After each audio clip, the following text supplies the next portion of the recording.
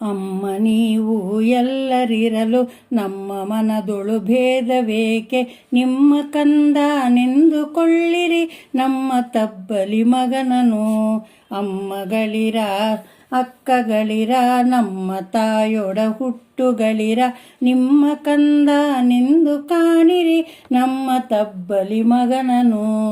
ಮುಂದೆ ಬಂದರೆ ಹಾಯಬೇಡಿ, ಹಿಂದೆ ಬಂದರೆ ಒದೆಯಬೇಡಿ, ಕಂದ ನಿಮ್ಮವನೆಂದು ಕಾಣಿರಿ ಇಂದು ತಬ್ಬಲಿ ಮಗನನು. ಇನ್ನು ಕೇಳು ಪುಣ್ಯಕೋಟಿಯೇ ನೀನು ಹೋಗಿ ಸಾಯಲೇಕೆ, ನಿನ್ನ ಸಂಗಡ ಬಳಗವೆಲ್ಲವೂ ಮುನ್ನ ತಡೆಯದೆ ಬರುವೆವು.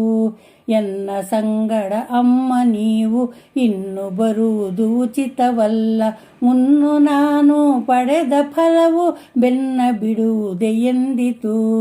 ಅಮ್ಮ ಕೇಳೆ ಪುಣ್ಯಕೋಟಿಯೇ ನಿಮ್ಮ ಕಂದನೆ ನಮ್ಮ ಕಂದನು, ನಿಮ್ಮ ಮನದೊಳು ಭೇದವೇತಕ್ಕೆ ನಿರ್ಮಲದೋಳಿರಮ್ಮನೇ.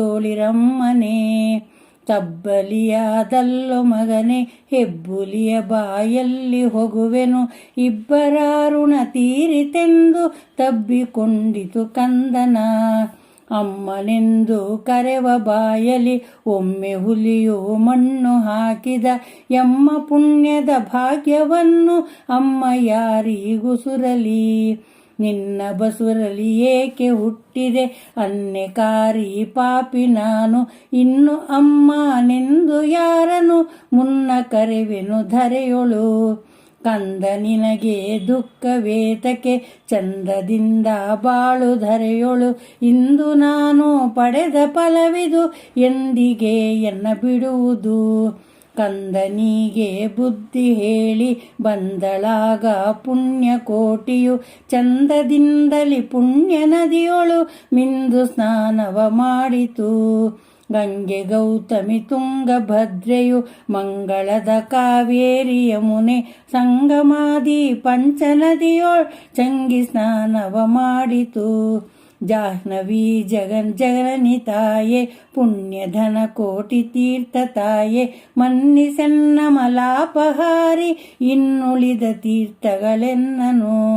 ಇಂತು ಗಂಗೆಯ ಸ್ತುತಿಯ ಮಾಡಿ ಅಂತರಾತ್ಮಕ ಕೃಷ್ಣನನ್ನು, ಸ್ವಂತದೇ ಕಾಂತದಲ್ಲಿ ನೆನೆದು ಚಿಂತೆ ಮರೆತು ನಡೆದುದು.